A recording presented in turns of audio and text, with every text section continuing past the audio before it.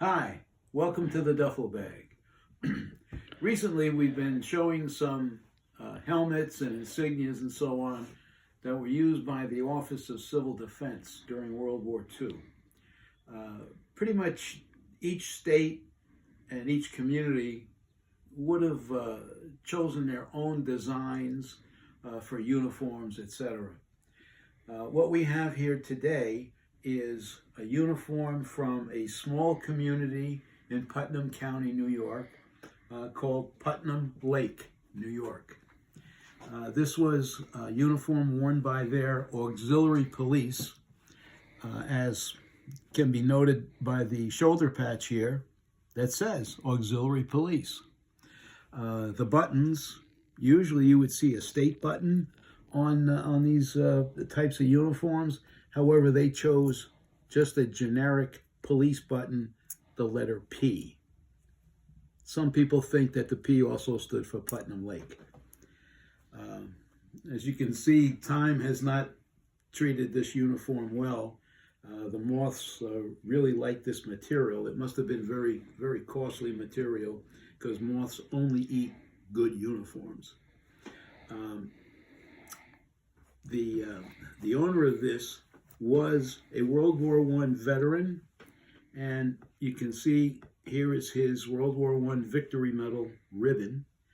And he was also a member of the local American Legion post, and this is the American Legion medal.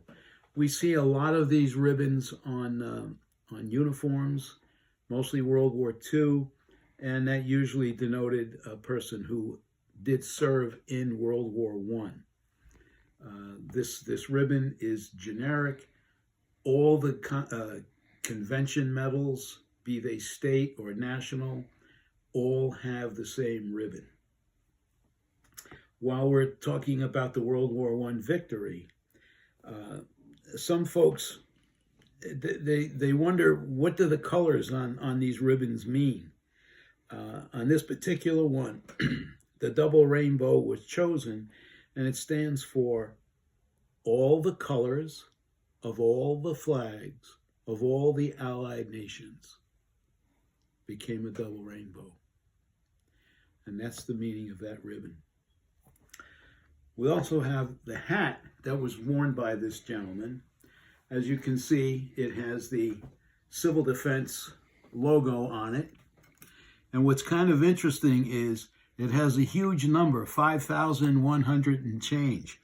What's interesting is there weren't 5,000 people living in that little town at any one time. So it's unusual they had such a high number. These uniforms, no matter what state they're from, no matter what county, whatever, are actually quite rare, between scarce and rare. Most of them, I'm sure, were disposed of after the war, and it's lucky to find one, even though it has the moth damage. So if you see one at a flea market or an antique shop when you're out traveling, and you can fit it into your pocketbook, I suggest that you get them. They fill a particular spot in the history of the United States during World War II. If you have any questions or any comments, send them on in.